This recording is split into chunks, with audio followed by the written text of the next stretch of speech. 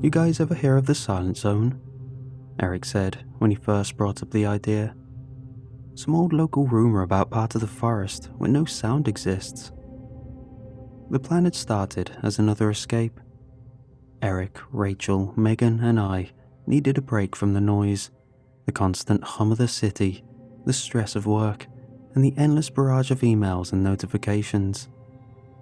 We did this for years by going camping, always chasing that sense of freedom that only nature could offer.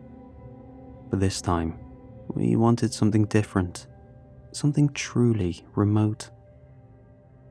Rachel rolled her eyes and leaned back in a chair. It sounds like a bunch of superstition, probably something to do with the acoustics or the natural sound barrier, her tone dripping with skepticism. Could be interesting. Might be nice to actually experience some real peace and quiet for once, I added, half joking, though part of me was intrigued. A truly silent area sounded perfect for that. Eric had found the spot while digging through obscure online hiking forums. It wasn't on any official maps, and that made it perfect. A remote patch of national forest far off the beaten path, where few hikers dared to venture. The main attraction, though, was the legend that came with it. That idea stuck with us. The silence, as eerie as it sounded, had a strange appeal, a break from the constant noise of modern life, exactly what we were after. The trip was set, and we were excited to disappear into the wilderness for the weekend. The drive out was long but familiar. Miles of winding roads led us deeper into the national forest, the trees growing denser as we left civilization behind. By the time we parked at the last trailhead, the car felt out of place in the thick woods. "This is where we head in," Eric said, pointing at a barely visible trail. It was faint, cutting through the brush, almost like it didn't want to be found. Rachel checked her phone one last time. No signal. Well, here's to being completely off the grid. We packed up our gear and began hiking. The mood was light. We laughed and joked about how far off the map we were going, and Rachel, the resident skeptic, continued to mock the legend. "Maybe the silence will swallow us whole," she joked, grinning as she pushed through the brush. Eric led the way, moving confidently down the narrow path. The trail wasn't marked, but it was clear enough to follow. For the next few hours, the forest felt normal. The leaves rustled in the wind, birds chirped in the trees, and our boots crunched against the packed earth. Everything was peaceful, just what we'd hoped for.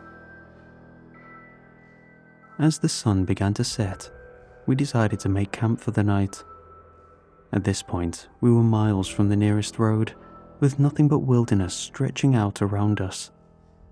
The air was crisp, and as Megan gathered wood for a fire, the familiar sounds of the forest played in the background.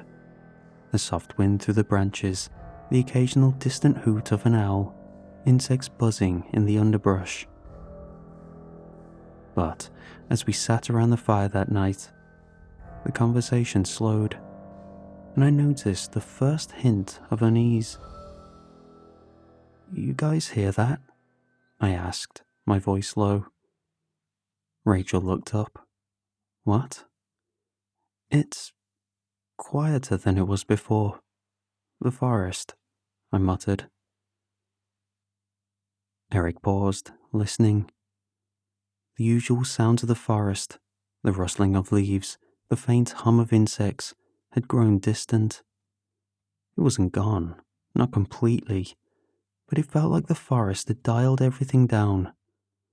"We're probably just deeper in than we've been before," Eric said, shrugging it off.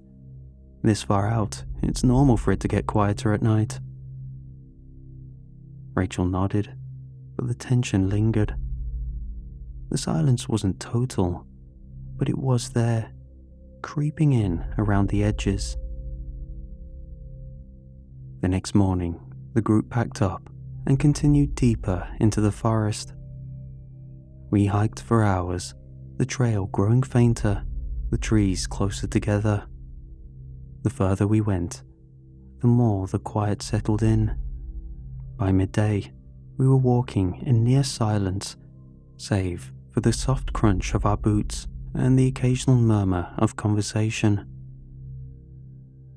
Megan stopped at one point, her face tightening. Seriously, do you guys feel that? It's like the air's pressing down on us. I nodded slowly. The strange stillness, the way their voices seemed to fall flat. Eric, the ever-steady one, waved them on. We're getting close to the area I read about. Probably just the geography or something. It'll pass. But as we trekked further, the forest grew quieter still. The birds had stopped singing, the wind had died. Even our footsteps seemed to lose their sound, muffled by the dense, heavy air. By the time we reached the second campsite, the silence was more than just unsettling. It was palpable. No wind, no animals, just the oppressive weight of quiet closing in around us. Okay, Rachel muttered as we set up camp, her voice barely more than a whisper. Now it's getting weird. Eric gave her a tight smile, but he couldn't deny it anymore. Something was off. As we sat by the fire, staring into the void of the darkened trees, the silence swallowing the sounds of the crackling flames, it was as if the forest itself had absorbed everything. And beyond the glow of the fire, there was only silence. The morning started out like any other. We packed up camp, shook the night off, and got ready to hike deeper into the forest. I could feel the tension from the night before, but none of us mentioned it. Eric was his usual self, leading the way, talking about how great it was to be so far away from everything. Megan was right behind him, pretending she didn't notice the quiet pressing down on us with each step. Me? I was at the back, watching them walk ahead, trying to shake the feeling that something was off. At first, it was just like the day before. The usual forest sounds, birds, winds in the trees, leaves rustling underfoot. But as the morning dragged on, the sound seemed to fade. Not all at once, just little by little, until it was hard to tell if it was the forest that was getting quieter or if my brain was playing tricks on me. By noon, it was impossible to ignore. The silence was thick, if that makes any sense. You could feel it pressing against your skin, your ears straining to pick up any noise at all. No birds, no wind, not even the rustle of leaves anymore. Just the soft crunch of our boots on the path. Except even that was fading. It was like the forest was swallowing everything. Megan spoke again, her voice sounding too loud in the dead air. It's weird, right? Like there's no sound at all. It's unsettling. Eric glanced back at her, trying to keep things light. You're letting the Silent Zone story get to you. It's just the woods. We're probably imagining it because we're thinking about it too much. But even he couldn't hide the unease creeping into his voice. I could feel it too. By the time we made camp that evening, the silence was impossible to deny. It was oppressive, like a weight on my chest, making it harder to breathe. We sat around a fire, but even the flames seemed quieter than they should have been. The crackling was there, but it was faint, muffled. The fire barely made a dent in the silence that surrounded us. Rachel was sitting across from me, her face lit up by the firelight. This doesn't feel right," she said, her voice low. "I've been in quiet forests before, but this is too quiet." Eric smirked. "We found it. The silent zone. We should be proud of ourselves." Rachel didn't smile back. Neither did I. We didn't talk much after that. Every time one of us spoke, it felt wrong, like our voices didn't belong there. I kept glancing over my shoulder into the dark where the firelight didn't reach. It felt like something was watching us. I hadn't said it out loud, but the thought had been gnawing at me all day. The quiet was doing something to me, messing with my head. It was too perfect, too still. We moved on. Eric, Megan, and Rachel were a few steps ahead, moving slowly. None of us wanted to admit it, but the sense of dread was growing stronger. The silence wasn't just eerie anymore. It was starting to feel dangerous. The quiet seemed to wrap tighter around us every minute, suffocating every sound before it even had a chance. Megan slowed, looking around, her face tense. "You guys hear that?" she asked, her voice sounding dull, as if it too was being swallowed by the air. I stopped in my tracks, straining to listen. Hear what? For a split second, I thought I heard it too. A snap, maybe a twig breaking in the distance. The kind of sound that should have been impossible in this dead zone. But then, just as quickly, the forest went silent again. We stood still, waiting, listening. Megan's eyes darted around, scanning the trees. I swear I heard something like normal noise. Eric glanced back at us, confused. Maybe it's just, I don't know, an echo. Maybe things are just weird here. He kept moving, but I could see the doubt creeping into his eyes. A few minutes later, something strange happened. We passed through a small clearing. It wasn't much, just a patch of ground where the trees parted slightly and sunlight bled through. The air here felt different, lighter almost. Rachel and I exchanged glances, noticing the shift. Then, as I took another step, I heard it. My own footsteps. For the first time in hours, the crunch of my boots on the ground actually sounded like sound. Real sound. Megan's eyes widened, and she looked down at her feet, stomping lightly. "You heard that, right?" she whispered. Eric stopped and turned around, confused. "What are you talking about?" I tried it too, stomping harder this time. The noise was faint, but it was there. A crack, like someone snapping their fingers in a room too big to echo. It wasn't much, but after so much silence, it was deafening. I hit my water bottle against the rock for good measure, the clang just barely audible, but sharp, piercing through the heavy quiet.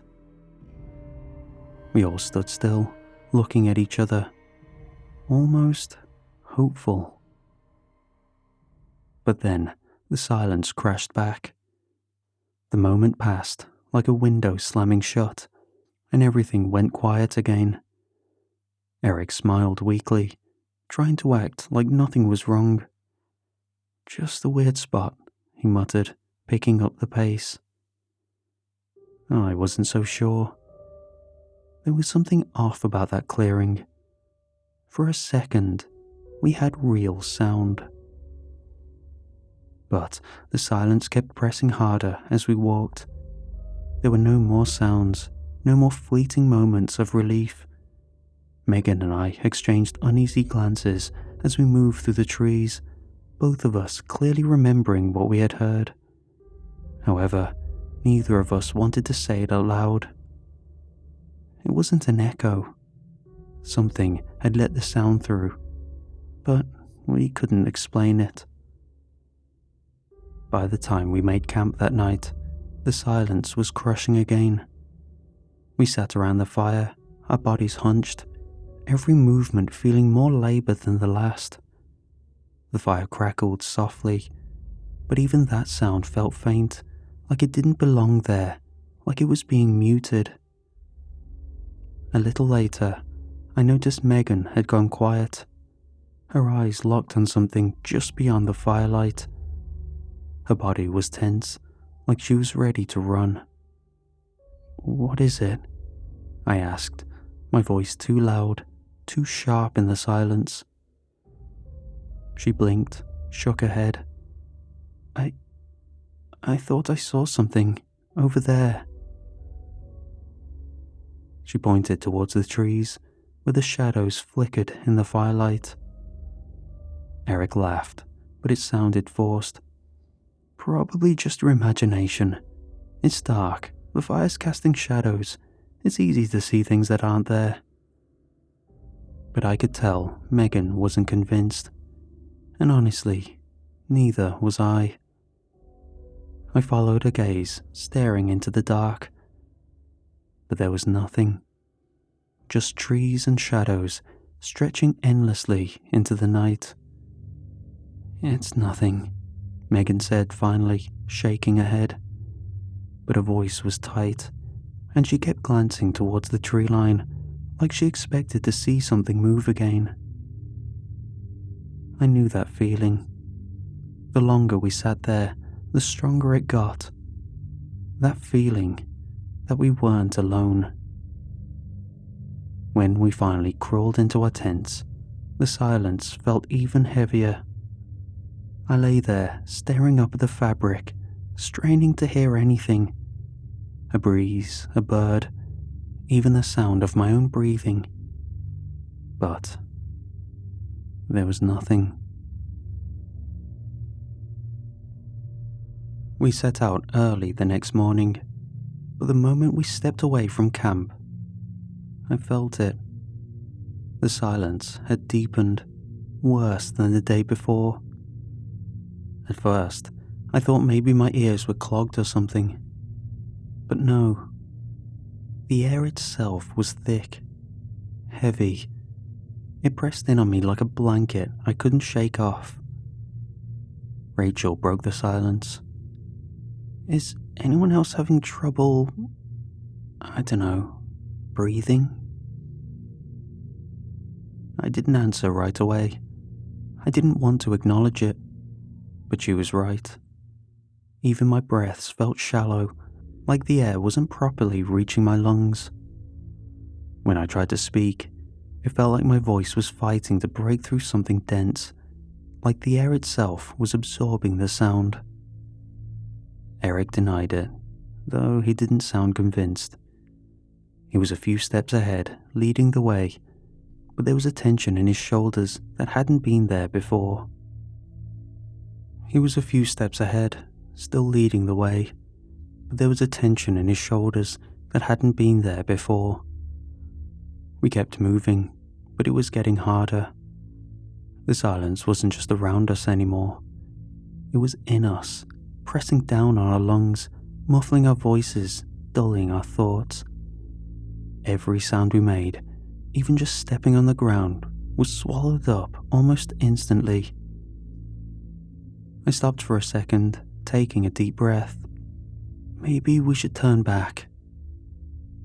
Eric shot me a look, his eyes narrowed. "We've come this far. We're close to the summit. Let's just finish the hike, alright?" Rachel didn't say anything, but I could see the unease on her face. I felt it too, but we kept going. What else could we do? The further we went, the worse it got. The silence was spreading, following us, maybe even growing. Any noise we made, Eric shouting ahead to check the path, me stomping my boots on purpose, was swallowed up so fast it felt unnatural. There wasn't even an echo. Nothing bounced back. The sound just died. Rachel tried talking, making small conversation to break the tension, but her words felt distant, like she was talking through a thick wall of glass. Everything we said was muffled. It felt like we weren't even there anymore, like the forest was swallowing us whole. The more we hiked, the more dread crept in.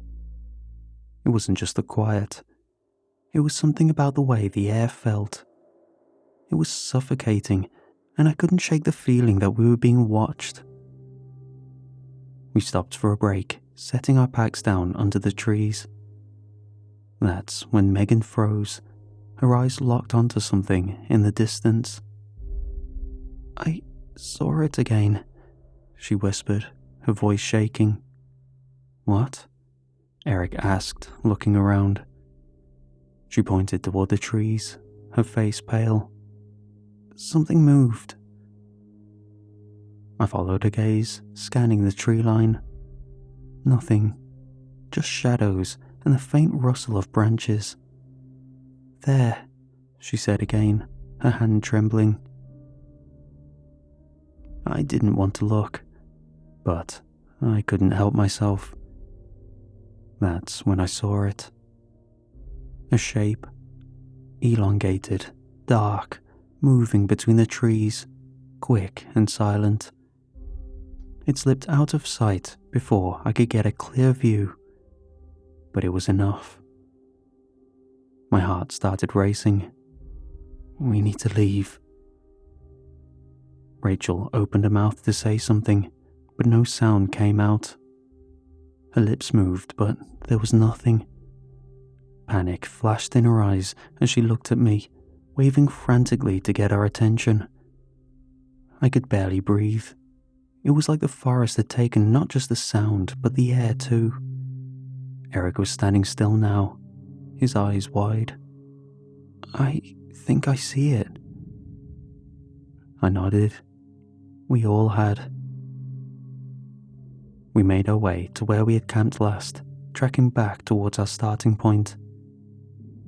That night, at camp, the fire crackled mutely. The flames danced, but the sound was barely a whisper, barely a flicker against the overwhelming stillness. We sat, huddled together, no one saying a word. What was the point? We couldn't hear each other anyway. Megan kept looking over her shoulder, and I didn't blame her. I could feel it too. Something was out there, lurking, waiting, watching. I leaned forward, keeping my voice low. "We need to go now. It hasn't attacked us, but we don't know what it wants. We need to leave." Eric didn't respond at first, just staring into the flames like he was in a trance. Finally, he shook his head. "We can't. Not in the dark. We wouldn't make it out." He was right, but staying here felt worse. I glanced at Rachel, her face pale and drawn, and I knew she felt the same. But the silence, it was so heavy, so complete, that we couldn't even talk about it properly. It was crushing us. The fire kept burning, but it gave off no heat or sound. We were alone with our fears, suffocating under the weight of the silence. And out there, beyond the flickering light, something was waiting. That night, lying in my tent, I didn't sleep. I couldn't. The silence had become unbearable, pressing in on my ears and my chest. It wasn't just the absence of sound anymore. It was like the world had stopped moving, like even time itself had slowed down. But worse than the silence was the feeling that we weren't alone. I kept staring into the darkness, sure that at any moment I'd see that shape again, slipping through the trees, watching us. I could feel it. It was out there, waiting for something. I woke up before dawn, though woke up doesn't feel like the right word, since I never really slept. When I finally unzipped my tent, the cold morning air hit me, but even that felt wrong. Too still, too quiet. I glanced over at Rachel and Eric's tents. Then my eyes landed on Megan's empty sleeping bag. At first I didn't process it. It wasn't until I stood up and walked over that I noticed the rest of her gear was still there. Her boots, her pack, everything.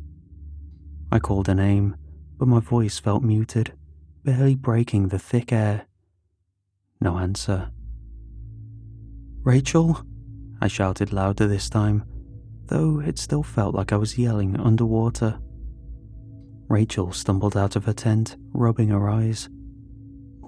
What's going on?" "It's Megan," I said, my voice tight. "She's gone." Within minutes, we were all on our feet, scanning the area. But there was nothing. No sign of her leaving. Her boots were still next to her tent, her bag untouched. No footprints, no broken branches, no sign of a struggle. Just silence. Rachel started pacing, running her hands through her hair, her breath coming faster. "Where did she go? She wouldn't just leave like that." Eric was standing still, his face pale. "Maybe she went to the woods to... I don't know. Maybe she got up in the night and wandered off." I shook my head. Without her boots, and she would have said something. We would have heard.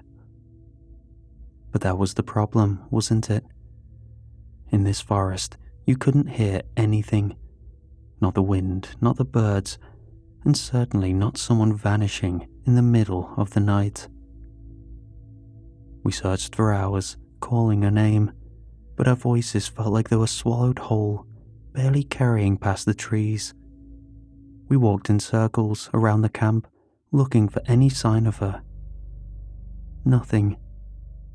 It was like she had been wiped away, erased from the world without a trace. The panic hit Rachel first. She was pacing again, tears welling in her eyes. I could see her hands shaking, her breath coming in short bursts. She was barely holding it together.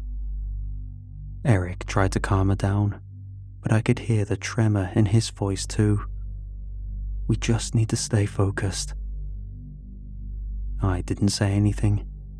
I was trying to think, trying to figure out what to do. But we couldn't stay here.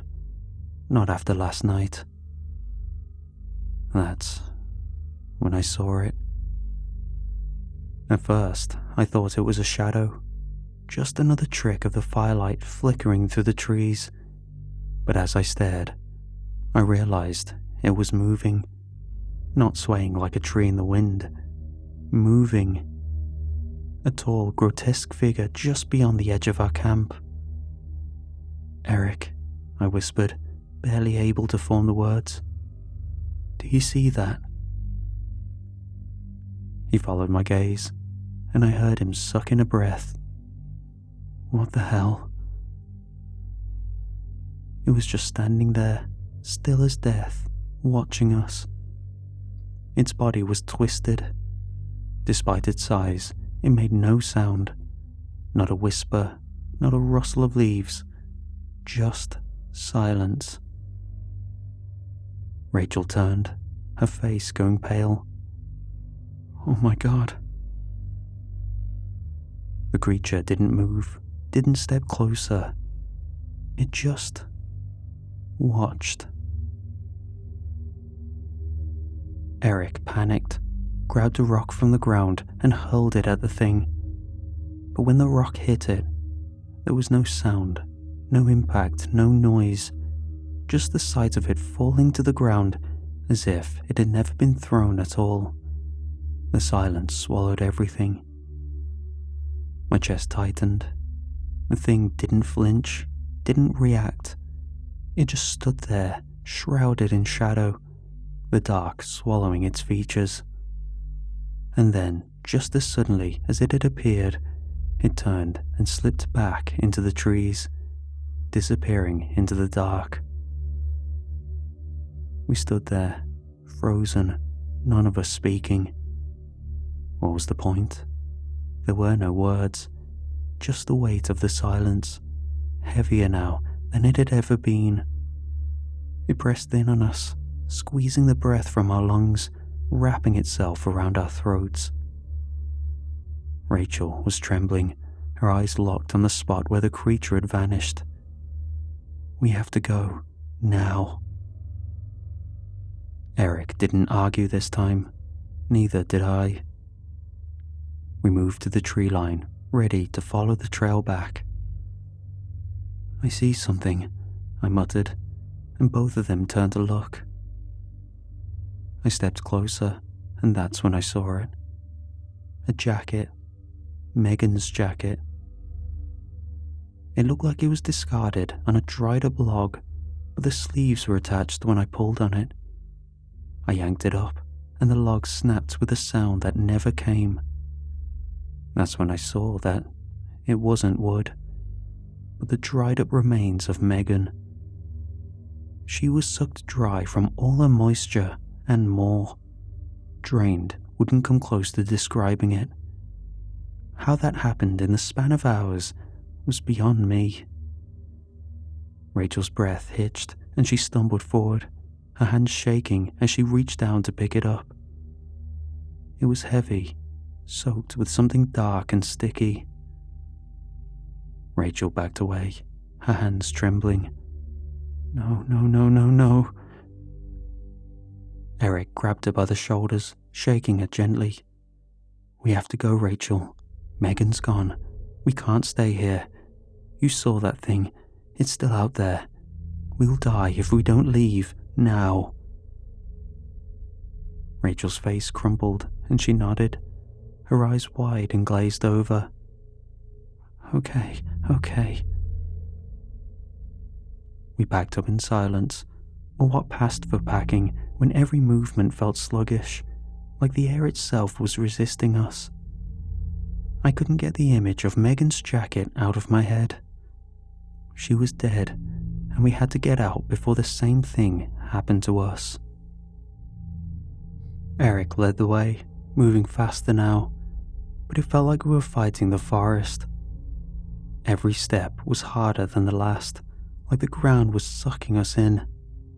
My lungs burned, struggling to take in the air that didn't seem to exist, and the silence was unbearable. I tried to keep up, but my legs felt like they were moving through molasses. Rachel was ahead of me, her eyes wide, her breathing erratic, but at least she was moving. I tried to call out to them, to tell them that we needed to move faster, but the sound died in my throat before it even reached my lips. We started running, or at least we tried. It didn't feel like running, more like moving through a bad dream. Everything disoriented, like the world was working against us. Every step felt like it took twice the effort, like the ground was pulling us back with every movement. My lungs were on fire, my legs shaking with exhaustion, but I pushed forward, not daring to look back. Then, I stumbled.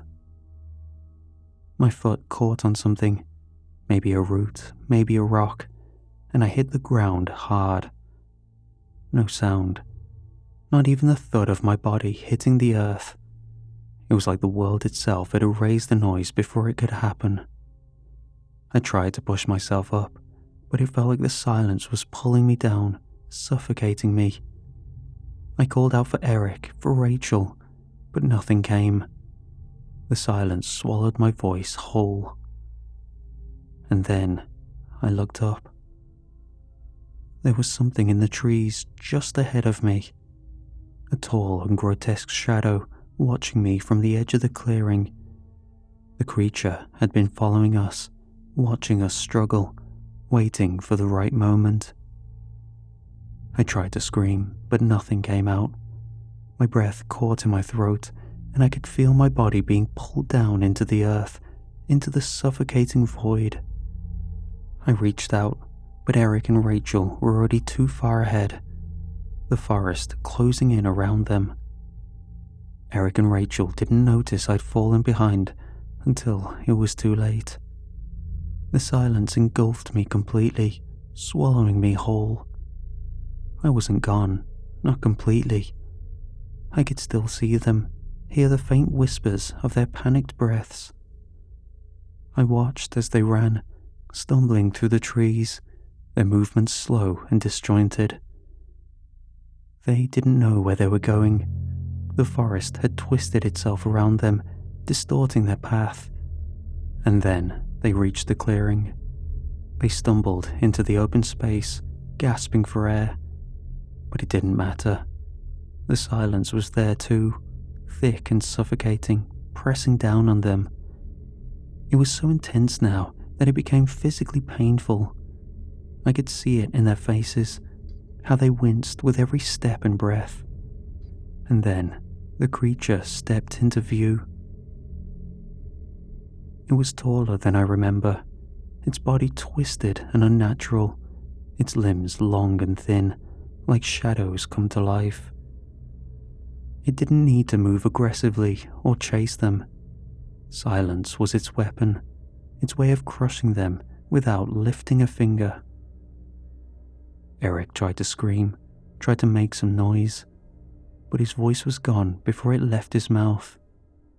Rachel fell to her knees, clutching her head, her face twisted in agony. The creature just stood there, watching, letting the silence do its work. Eric and Rachel made a desperate attempt to run, but it was hopeless.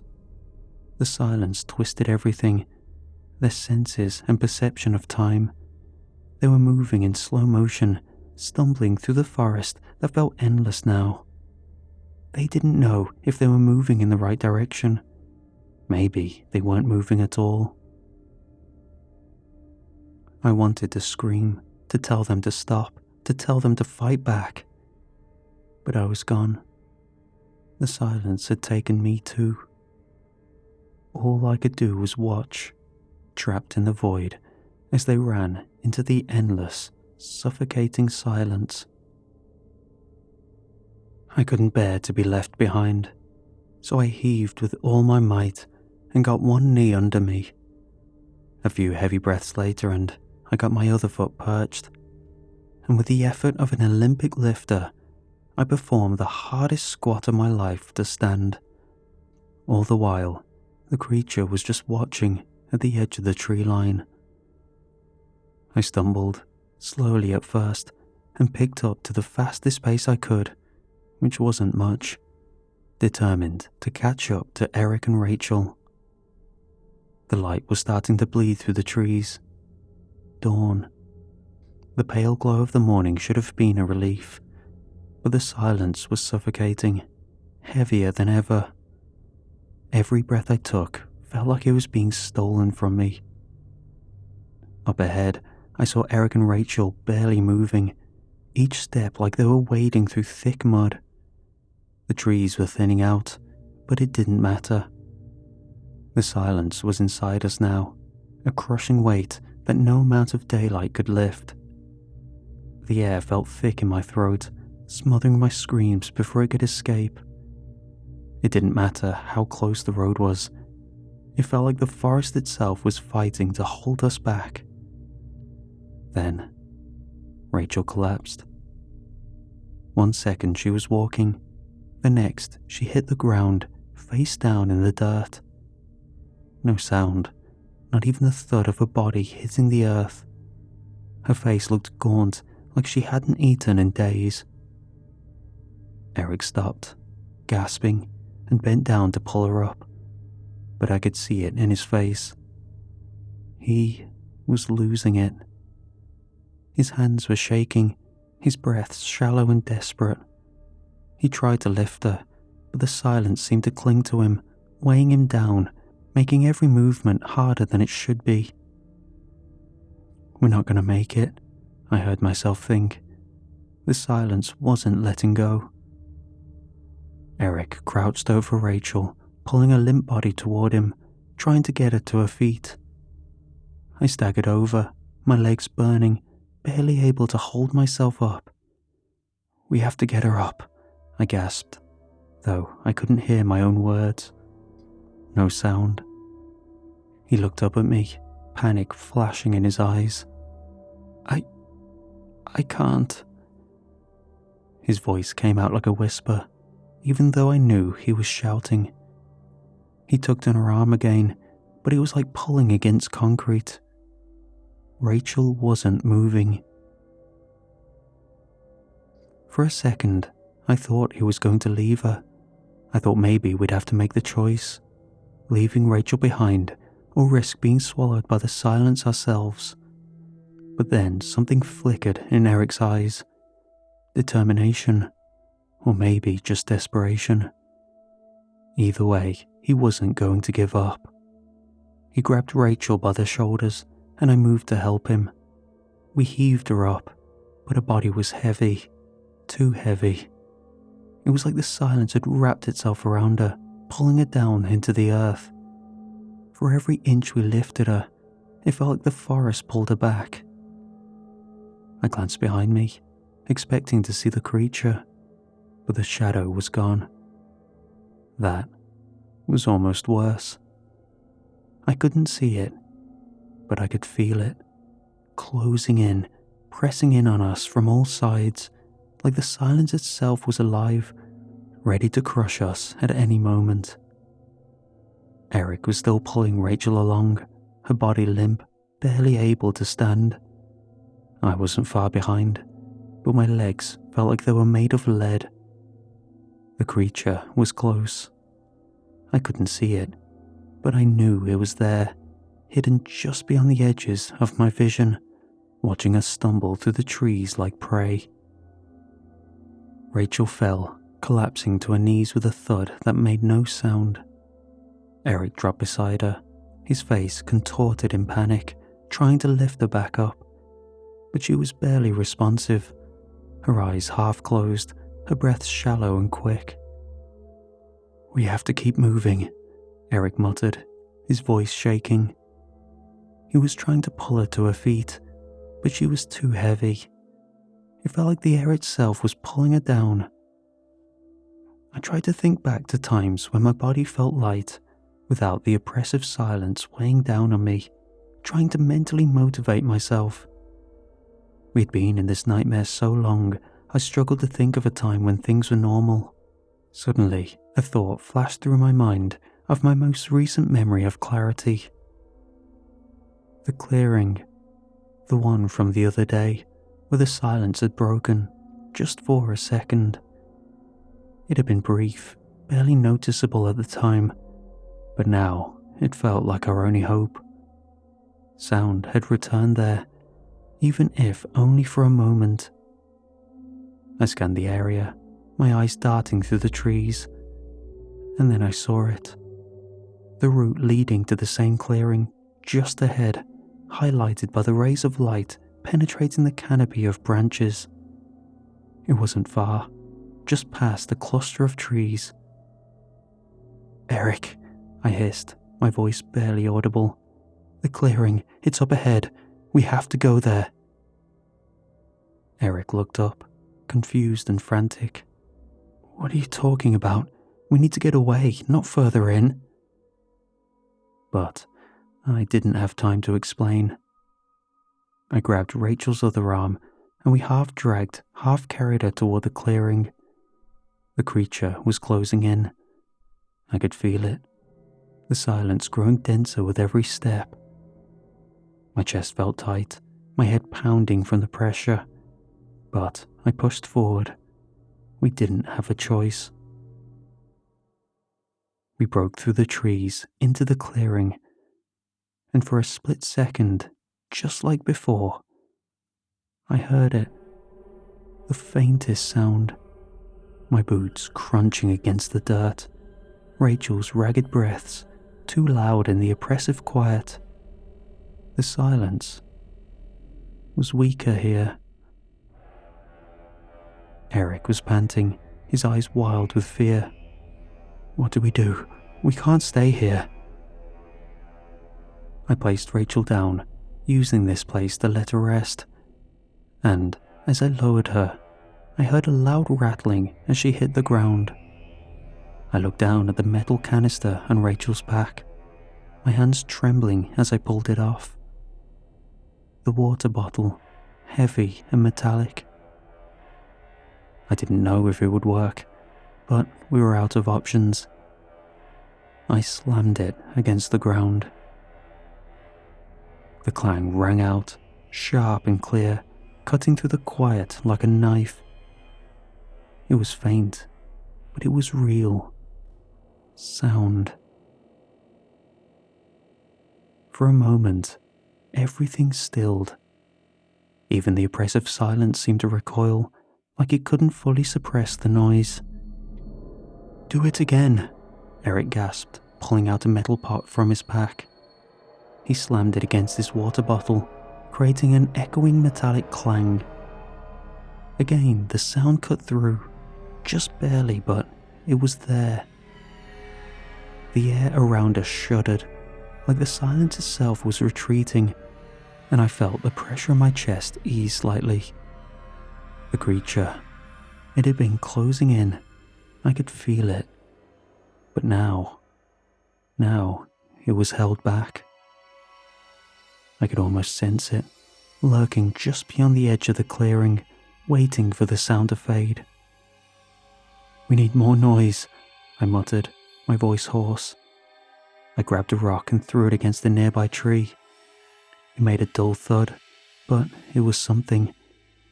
Eric followed suit, banging on the tree with whatever he could find, creating an almost rhythmic clatter. Each sound we made seemed to push the silence back just a little further. Rachel, barely conscious, stirred, her eyes fluttering open. What are you doing?" she whispered. "We're making noise," I said, my voice trembling. "It's the only way to keep it back." The silence wasn't gone, but we had weakened it. The creature was still out there, watching, waiting for the moment the noise stopped. But as long as we kept hitting, kept slamming rocks and metal together, we were holding it at bay. "Move," I yelled, my voice cracking but audible this time.